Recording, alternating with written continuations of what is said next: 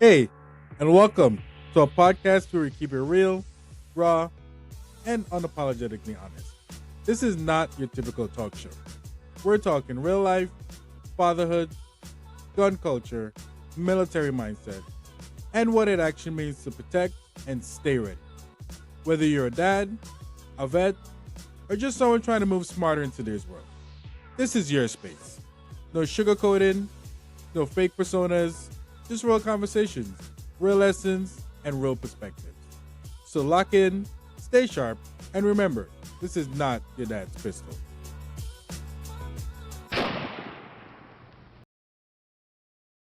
Hello, welcome, greetings, and welcome to episode one of Not Your Dad's Pistol. My name is Sion Brooms, and my good brother on, I don't know if it's on your right or left side you're seeing him. It's Captain Felicity. Welcome to the All long right, anticipated. welcome. Glad to have you guys here. We figured we would start, by giving a little introduction to who we are, just because we're trying to keep this as much as real life ish, I guess I should say, if that makes sense, as possible to us, you know. So yeah, welcome and thanks for joining us. I don't know why I'm swearing in this shirt, but hey, I guess I'm just Yeah, nervous. listen. Comfortability, But I will comfortability. hand it over. It'd be like that. It'd be like that. What can I say? So here we go. Like you said, Kendon Piscity, aka Pi, United States military, National Guard serving, currently still serving, 11 years counting. Father of one beautiful, precious daughter. We're just here to share some insights. We understand a lot of people don't understand what it means to be a gun owner, let alone being a father in today's society. So we figured, hey, why not? We talk here amongst each other around round tables and other circles, so why not just put it out public access? So here we are, guys. Yes, sir. Yes, sir. Yes, sir. Well, as I said, I guess previously, Siam Brooms, father of two bouncing baby boys. Well, they're not babies anymore, but same, but different. Uh, used to, thank the Lord. I was a smart one. I got out. I used to Okay. serve in the All New right. York Army All right. National Guard. What? All right. Okay. All right. All right. Don't worry. We'll call you back. We He's waiting on serving you. in New York. He's serving in the New York Army National Guard. I think I got out in 2018, maybe. Yeah, Can't 22, remember. Don't remember. 2019. Yes, 2018, 2020. Damn. Been out for almost 10 years. That's crazy. That's crazy. Time flies. Yeah. Time flies, boy. When you're having a good time, not being regulated. All right. Anyways. Okay. Not so much. Not so much. But yeah, trying to give you guys a little, like Pi said, we all usually get together with our buddies and talk about what we could have or would have, or and life happens fast, and it's always good to relate with someone that knows what you're going through or what you're experiencing, or just place to hang out, talk about guns, because we all love them, we all love them. Speaking So of guns, um, first time I actually shot was in college. I had a roommate in the North Country. I went to SUNY Potsdam. Go Bears. There's a lot of Caucasoids up there. Ain't much to do. We went hunting, and from that, I fell in love with it. It's a beautiful sport. So those of you who've never tried it, I suggest it. Pick up a 22, go to your local range, and just see it. It's just the idea. If you ever played Duck Hunt as a kid, just think of Duck Hunt, but a little bit more deadly. It's not that bad. It's not that bad. Because the common misconception is a lot of people think, getting into firearms is a big thing. It's not. It's just something that consists of practice and the idea of having a community. Because if you just do it by yourself, it's not as fun. We go to the range, half the time we're FaceTiming on the range, video calling each other just because it just makes more fun. Like that's the idea. It's a fun time. It's a bonding experience. So just think of it as like fishing and drinking a beer, but with bullets and targets. Not the bear. That's crazy. First of all, Listen, please don't drink and shoot. no, no, Let's, no, no, no. let's just put it out there. Shoot and then drink. Yes, sir. Don't do it. Don't do it simultaneously. That's the No, first of thing. course not. Don't do it simultaneously. One after the other. And don't drink then shoot. Don't do it in that order either. No, you shoot and then drink. You got to celebrate the shot Shoot you got. and then, Exactly. because you guys gonna be like, yeah, I was watching this podcast and they said we could drink and shoot. No, negative, negative. Just shoot then drink. Let's see. Let's see. For me, it's funny. I think the first time I actually shot a gun was in basic training. Which is funny. Now that I think about it, yeah, I think the first time I shot was in basic training. I mean, growing up in a third world country, you see guns all over the place, but so it wasn't like that experience where you're like, I don't know if anyone was in the military that experienced this when you're in basic training and people are like handling guns and they're like all over the place or they're scared of it or just doing the wildest craziness with it. It wasn't like that for me. So I knew what it was, growing up, seeing it, blah blah blah. But shooting it, the first time I think I shot it was in the military. It was actually pretty fun. It was pretty dope. You know, Sixteen. wasn't too bad. As you can see, it stuck with me, and now I'm a gun nut, as as some would say. But yeah, it wasn't too crazy. I always wanted to try hunting though. I think that's probably gonna be my next uh what's the word I'm looking for? My next thing that I might try and like get into or something because I've Well, always it's hear not people too talking bad. about. It's just you have to know you gotta skin what you kill. So I tell a lot of people, if you don't have the stomach for that, don't get into hunting. Especially if you go deer hunting, you gotta you gotta skin it after you shoot it. You can't let it sit too long. Just letting you know, Nah, we ain't doing all that. We ain't doing all you that. The know. fun, the cool thing is, I think out here where I'm at, you can, you got to get all this stuff to go, even like go hunting, like a license or whatever the case may be. But I'm pretty sure there's like places where you can like go, you hunt, you get whatever your kill is, and then you can take it somewhere and they like skin it, and you could tell them like what you want made out of it, like if you want like the meat so they can like take it home and cook or something, It's, or if you want to it's make fancy. like beef jerky or some craziness, you can tell them okay, dry it out or whatever, and they'll like make beef jerky out of it or jerky or whatever out of it, out of the meat and stuff. So it's actually pretty dope. You could just say, hey, I have this whole hog or this whole whatever the case may be, and they'll hook you up. They'll hook you up. So that's the only. I think that's part of the only reason why I'm like, yeah, maybe I'll try it out because I'll probably try and find one of those places and have them, you know, chef your boy up something real nice. So we'll see. Well, We'll listen, I see. heard, But was it Florida? Florida got an influx of iguanas. If you want to start there, go help them out. give Iguana me some pizzas, curry iguana, some boy. quantity, you know. It's not it's iguana curry.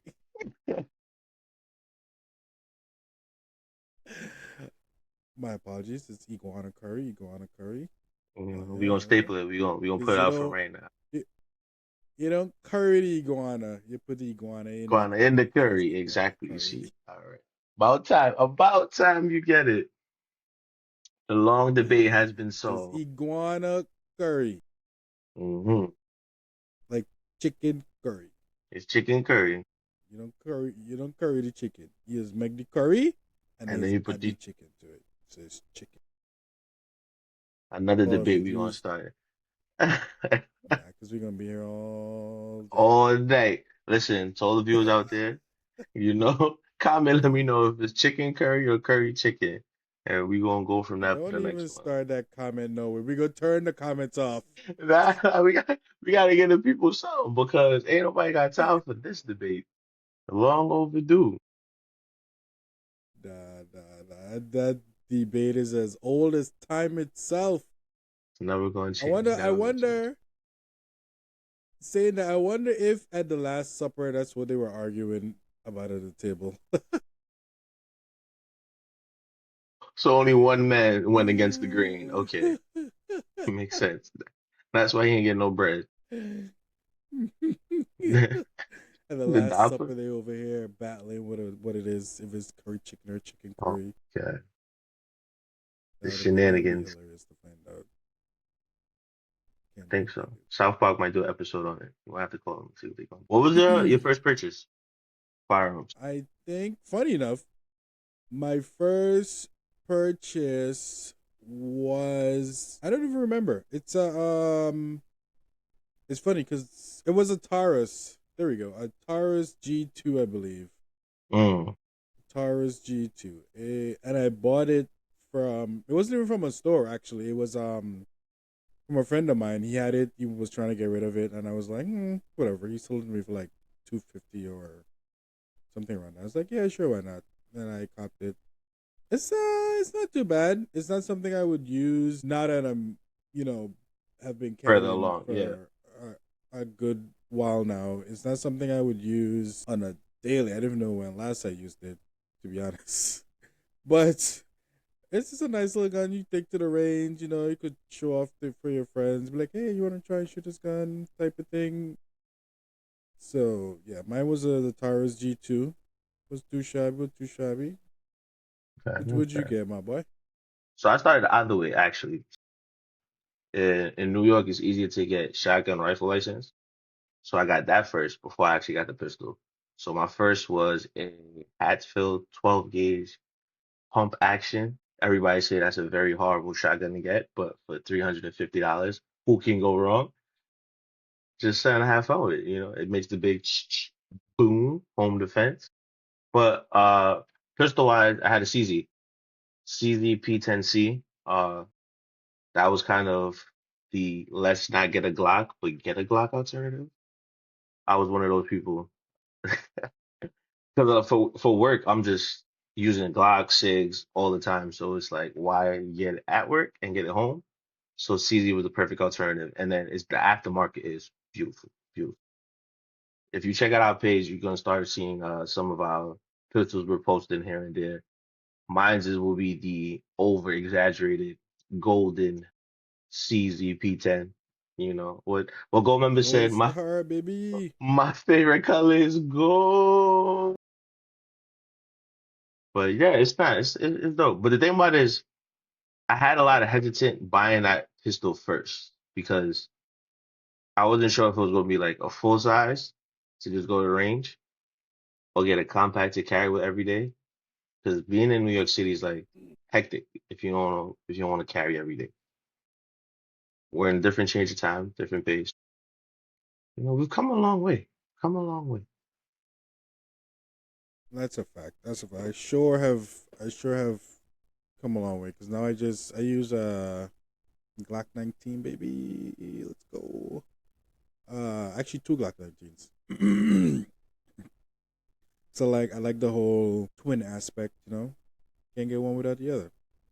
And See? yeah, I use for my everyday. I have two Glock 19s because I like.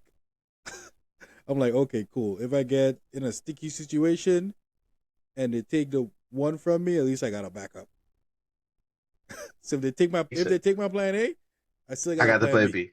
B. You know, I got a plan B waiting for them. You feel me?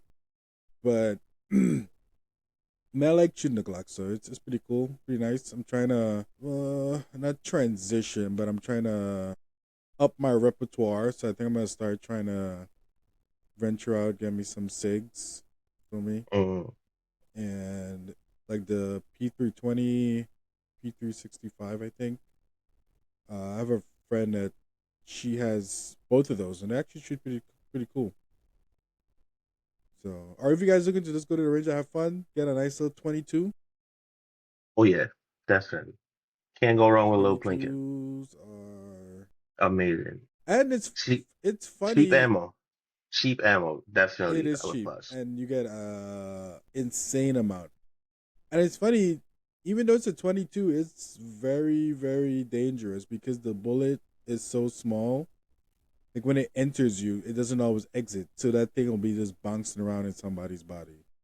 Which is when I learned that, that was an Yeah, insane thing to learn. I was like, holy crap! Because you think, yeah, 9 millimeter or 45 and all these big rung ammos are gonna be like, yeah, but that you plus the 22s are so easy to like trigger spam them. Like you just be like, you're just gonna be that's it. sending That's the that original man or switch. woman. If you if you can't afford a switch, get a 22. Get some Twitter fingers, and trust me, it's gonna go downrange real fast. They're gonna think, yeah, they got the upper hand because they got like some 9 mm or some big, not knowing your little 22s, the 15 of them that you just shot off is just in their body, just bouncing around. They're not And that's laying another down thing somebody. too. The common misconception of calibers is also practice. You got no shot placement. A lot of people just spray and pray. You got to train in the situation that you're in. I know for a fact if somebody's shooting at me, I'm not standing there trying to shoot back. Taking cover, you're gonna aim for vital parts. So if you aim for vital parts, a 22 will do damage. Especially if you hit an artery, sit there and bleed out. It's different. It's different type of techniques. It is. A 45, it sound cool. I'm not gonna lie. I shot a 45. It sound cool to hit coming down range, but I don't think in a gunfight I want to pick that heavy thing up and try to go shot for shot. That's not it.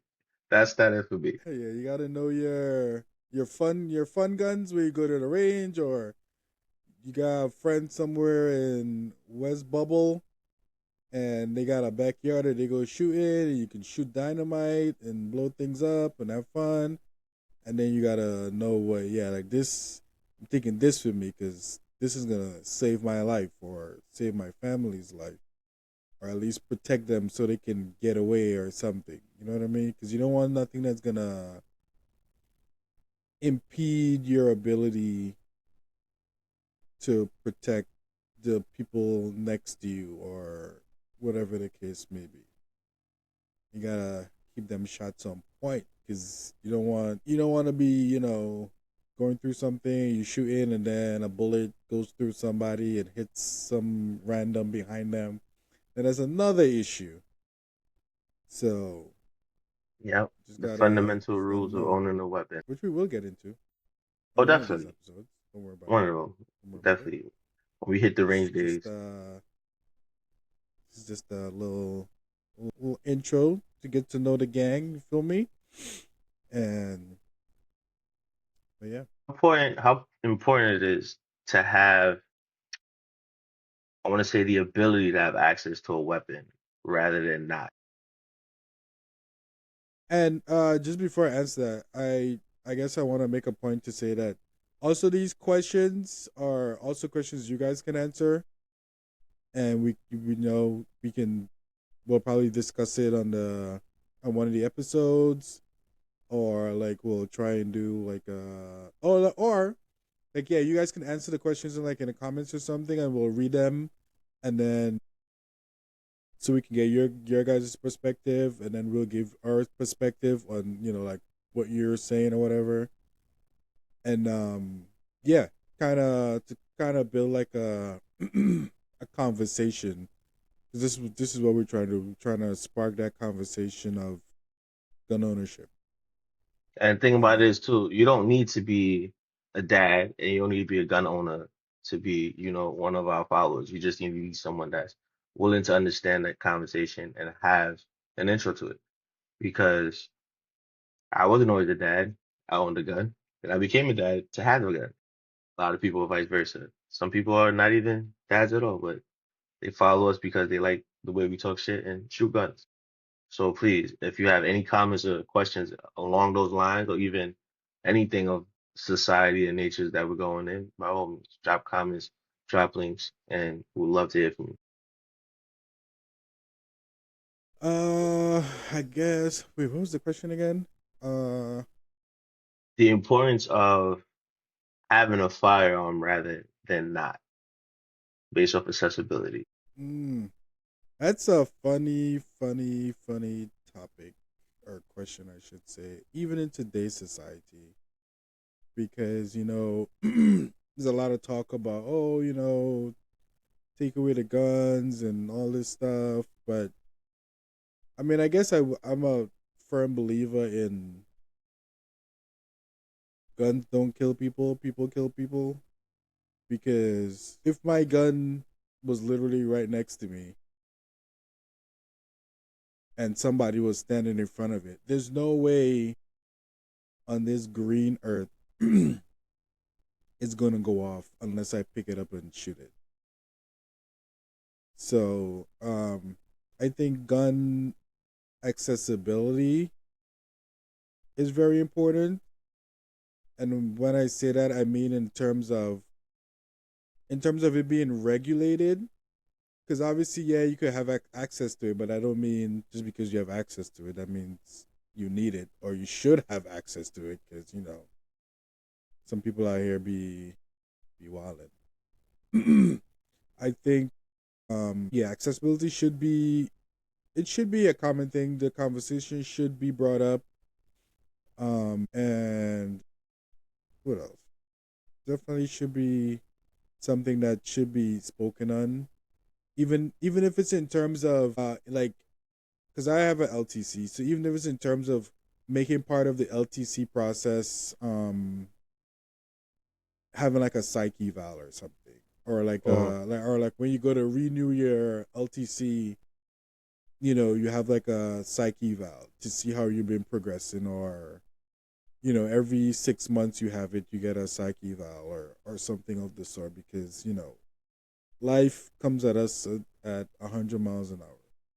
You Yeah. could be this cool, calm, collected person today, and then 2 hours later, you on the news, man kill wife and kids and himself, and you're like, wait a minute, So I think the right people should have access, and the Yes. right people should be able to have easier access to it. But of course, that's not how the world turns, and we have this little thing called criminals out in the lot. So, and on that topic, another important thing to remember when owning a gun is safekeeping, because not all the time that a criminal or someone who's trying to do bad, not all the time they just have access to guns.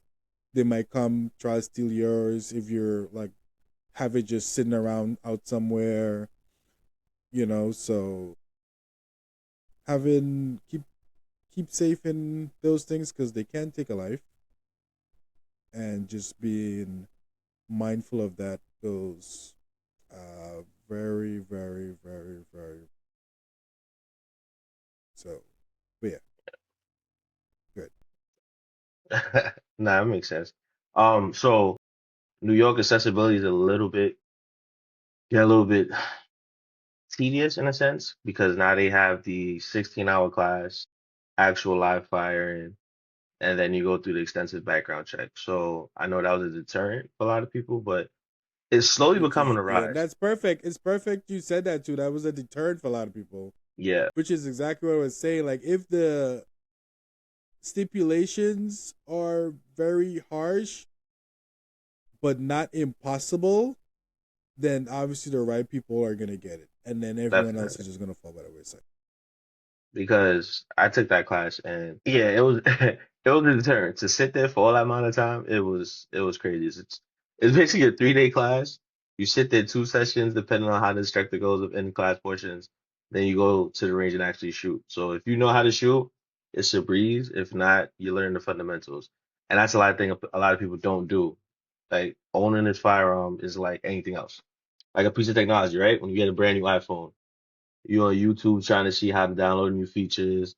You're trying this out, you're trying it out. It's the same concept with a firearm. You need to know how to manipulate the safety. You need to know what kind of rounds you're going to get. You need to know how you're going to carry, what kind of safe you're going to get, what kind of holster you're going to use. So it's the same concept. The only difference is it has to be held a little bit more serious because of the damage it can do. Because like you said, a criminal could wait at any given moment and take your weapon. And I think that's the main thing between that whole open and concealed carry debate that I know a lot of people are having right now. Open carry is kind of, they like to say it's easy access for somebody to grab your pistol. If you see somebody with a pistol, you really gonna try to grab it off their hip? You don't know what they have, especially with EBC people. You guys will definitely see in upcoming episodes when it comes to being an everyday carry person, you carry more than just your weapon of choice. You carry tools and trinkets and knives and all these other damaging pieces of equipment that your weapon is actually your last resort, not your first. So yeah, that's that's a long heated thing that I'm slowly realizing a lot of states are doing the deterrent of those classes, but it's good and bad. But I see more of a good than anything. Yeah, where I'm at, it's not even that. It's well, I would say it's not that hard, but you just got to go to an eight. It's an 8 hour day,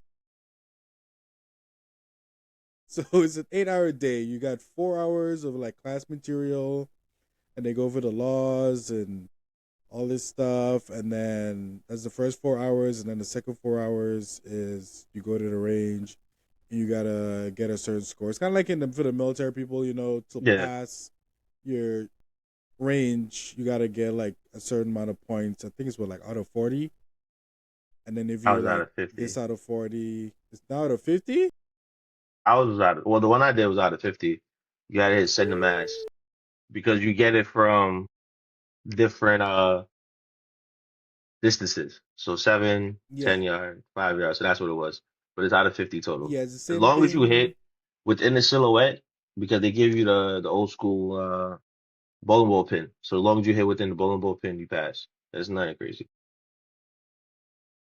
Yeah, it's kind of the same thing here. I think it starts out at 5 feet because I think they say like the rule of thumb is that most time when you're in a gunfight, a person's gonna be like Real literally right close. in front of you. Yep. Yeah, so they always start off at 5, and I think it goes to like 10 and then 15 feet. So it's kind of like, I don't want to say you can trick the system, but you kind of can trick the system in the sense that when I said 5 feet, you try and get most of your shots off in a good grouping. So as it goes out farther, you don't have to get as much, and you could still pass the class, type of thing. But yeah, so it's not as one day you go, but obviously at the end of the class session, there's a test, so you got to pass that test before you go to the range. So it's Yeah, not like you during the just test. do a class and you sit through it and then boom, you go to the range. You do the class, they go through all the laws and stuff and tell you like all about the companies that you can get like insurance through, like, God forbid you have to shoot somebody, you can get like lawyers and all this extra stuff. Because Yep. keep in mind, I not got one. because you shot somebody and you're in the right, that don't mean they're not gonna take your butt to jail. Just keep that in mind. Yes. So We will have an episode about what to do and don't if for some reason you have to discharge your weapon. So yeah, that's because very they important. still will arrest An investigation will you. be had. All right. Unless it's Trust you like will be dealt a with. unless it's like a straightforward thing where it's like, oh, I was knocked out sleeping, someone broke in my house, I blasted them. They probably, I don't know if they'll still arrest you, maybe, depending on where you're at, who knows? It all depends on how that phone call went. That's what it is. So it all starts from the phone call. Not giving you guys too much, but yeah, when you call it in, best bet don't call it in. Have someone else call it in. Be friends with your neighbors. Let them know. Be first with you. Because your neighbors will hear them shots going off, They especially will if you hear got chat. that shotgun. Speaking of which, do your neighbors know you have firearms in your house? That's a good question. I do not know. Oh, well. I So do not know. my neighbors assumed it based off my profession, and then one day they asked me, and I was like, "Yeah, I have a couple things here and there." And they asked me like, how's it kept and stuff like that, and I told them, keeping it safe. I have a lockbox for this, that, and this, that. So they asked me like, what would happen if someone broke in the house, and I was just like, well, it depends on how they break in the house and when they break in the house, because again, if it's 2 o'clock in the morning. you're not thinking versus 10 o'clock at night before you go to bed. So that's why I was asking because I know a lot of people don't know what the next person have, especially in today's world. But I know from my neighbors, they felt a little more comfortable understanding that, hey, I do have something, but it's not in the sense of, to harm anybody. They know it's for protection. So that's why I asked. You're a better man than me. I would have been looking at them sideways with that What you bombastic. Why are mean? you asking me? But see, that's the thing too. My neighbors have kids. So that was another thing too. Like, because if their kids come over play with my daughter, they need to understand, like, there is things in my house that your child absolutely not going to touch or will not know where is or where not is. So I get They it ain't to even a gonna certain see extent. them things. They're not going to see them things. But that's what I say. That was, I don't know if it's because of my profession, they kind of just assumed. So it made it a little bit easier to ask those kinds of questions. But yeah, because my daughter has seen my guns. Her favorite line is to tell people, hey, my daddy has guns. That's funny. Kids be snitching on everything. Oh, everything, everything. It's funny you said that too, because I think my kids have seen them, but they don't really know what it is, which in itself is a bad thing on my part because yeah, they see it, they don't know what it is. So kids are curious. They're gonna want to play with this and touch that. I mean, obviously it's locked up and locked away, Yeah, but kids be. You see all those movies where two brothers, they know dad's gun is in the safe, and they peeked the code one time, and now they wanna act all hoo hoo rah rah, and you know do dumb stuff. But it is what it is. One of these days. So I'd be buying them like little toy guns, yeah. teaching them, don't point it at each other, obviously. But yeah. I tried to tell my daughter, because she found out I had one. So she's asking about it. So, the basics, hey, yeah, this is what it is. So she wanted to know what I use it for, and I was just like, it's to protect you in the house.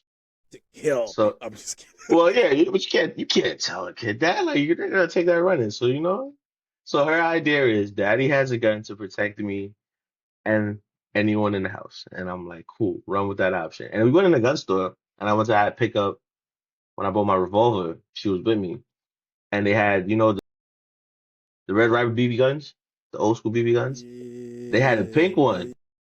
They had a pink one. And she was like, "Can I get one?" And I was just like, "When you turn 10, we'll have this conversation again."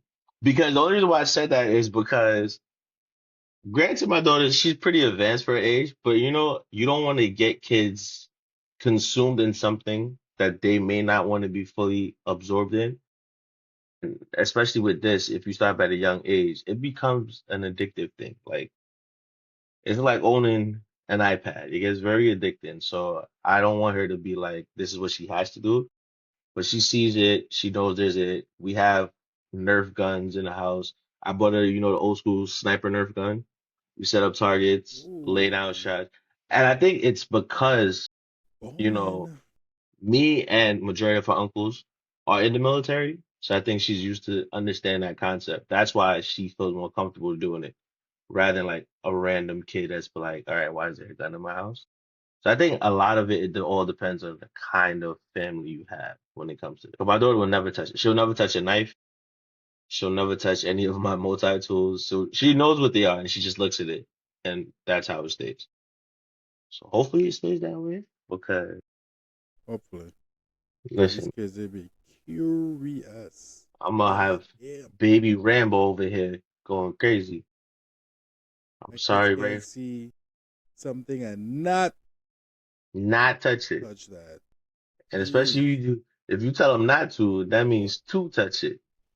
That means I need to touch this. I'm like, thank God they haven't got to the stage where they're like, oh, what's that? That's fire? Like, yeah, it burns. And then they go put their hand.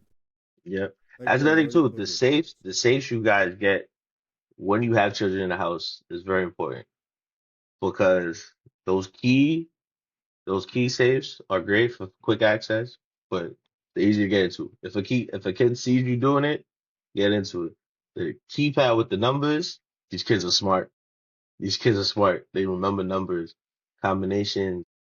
Like the biometrics, I think is like the biggest one. And then I know it's a little But not for archaic. you heavy sleepers. Oh, no, No, no definitely. biometrics. No, the biometrics. Like so your But kid rolls up, drags your finger over. it's over for you. But the stop box.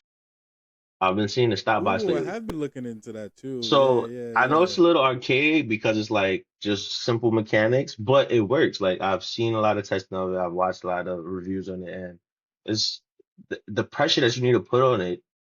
It's not for an average kid. It's like for a preteen and adult when it comes to the waist size. So something like that, maybe, the best option for some people. Because before I had a kid in the family, I'm not gonna lie, my pistol was in the sock drawer. The mag was on the on the dresser, ready to go. Like But glove compartment type stuff. glove compartment in the car, like just shaking around. But as you become mature in this lifestyle, you get Yeah. the proper things, the safe to put in the car, in the trunk, the holster. So it's like, yeah, it's levels to this. It's levels to this. Yeah, make sure you do the right thing, people, please. But anyways, guys, like I said at the beginning, this is our little first get to know you or get to know us, so to speak. If there's anything that stuck out to you guys, that you guys want to comment or ask us questions that we could probably answer in the next episode, or we will probably do we could even do like a little what you call it like a little clip answering your questions or whatever. Just shoot us anything in the comments. We'll get back to you. Stay tuned. There's much, much, much, much, much more to come. Just want to say thank you for joining us. We got a little Thank you. carried away, but just, Hey, it's all listen, in that's how it goes. all in good fun and knowledge. We're excited to be on this venture. We're excited to take you guys along with us. And don't Excited think for it's you just guys to us.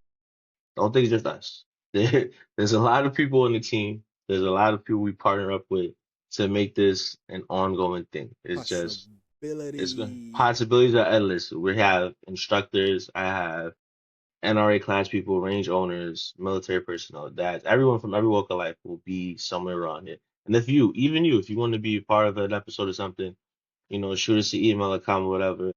We could do it digitally if you can't come into a studio, stuff like that. This is just the open forum of everyone. So basically, how you go to your homeboy's house, in the backyard, kicking it and talking smack. This Sipping this that is that. beer. This is, but remember, we can't drink the beer till after we shoot.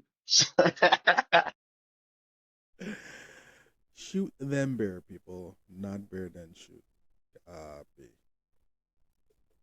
Don't forget those level of instruction, as they say. But yeah, just want to say thank you for joining us. Appreciate it. Appreciate it. Like we said, comment, interact. Let us know what are your thoughts on the stuff that we said, what you agree with, what you disagree with, and you know, Anything you want to hear, stuff, anything, let us know. We're new to this, but we try and be true to this. yeah, yeah, yeah. Hey, that should be a slogan. We're new to this, but we try to be true to We trying to be this. true to this. Oh, also, we're not sure when it's gonna release, but give me a heads up. Happy Father's Day to all the fathers out there, stepdads, uncles, godfathers, grandpappies, all of the good stuff, because any form of adult male in these kids' lives is needed. So just giving you guys, your shout outs from now. Don't say we never did anything Facts, nice for you. facts, facts, facts, facts. Happy Father's Day to all the fathers out there, uncles, all the step pappies. That you ain't a step pappy, but you stepped up. That's So just the what kid for that's the ice new that's the cream, new thing. you That's the know, new thing. if you The bought dad that sneakers on the stepped first up. day of school, you a happy Father's Day, okay? Hell yeah! Shout out to all the little daddies out there trying to protect the little younglings from the dangers of this green earth that we live on. You know what I mean? Feel me. But yeah, appreciate the love and appreciate the interaction. And yeah, we outside.